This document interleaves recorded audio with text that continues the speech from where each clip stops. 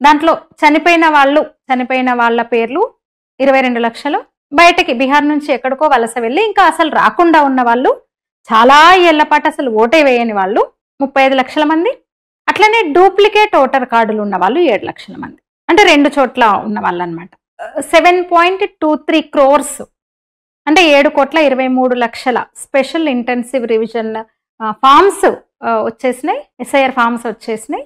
అంటే మొత్తం ఓటర్లలో 99.8% అనమాట, అది 8% అనమాట.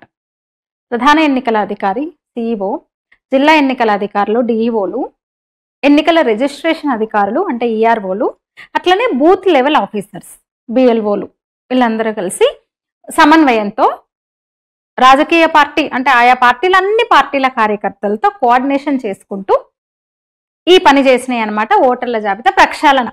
అయితే జాబితాను కూడా పేర్లతో సహా నేమ్స్తో సహా ఈసీఐ ప్రకటించింది. ఒకవేళ దీంట్లో ఏదన్నా మళ్ళీ కొన్ని పేర్లు జోడించడం లేదా అంటే యాడ్ చేయడము లేదా తొలగించడం, దీనికి సంబంధించి ఏమన్నా అభ్యంతరాలు ఉంటే, అబ్జెక్షన్స్ ఉంటే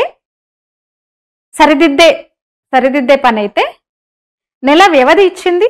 నెల రోజుల లోపల ఇంకా అప్లికేషన్ లాగా పెట్టుకోవాలి, విజ్ఞప్తి పెట్టుకోవాలి.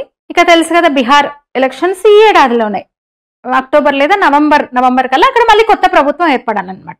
అయితే ఇంకా ఎన్నికలకు కొద్ది రోజుల ముందుగానే నకిలీ ఓట్లను తీసేసింది బీహార్లో ఎలక్షన్ కమిషన్.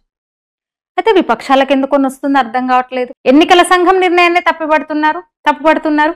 అరే నకిలీ ఓట్లు అవి, చచ్చిపోయిన ఓట్లు, అసలు బీహార్కు తిరిగి రానోళ్ళ ఓట్లు అవి, 2 ఓట్లు ఉన్నోళ్ళయి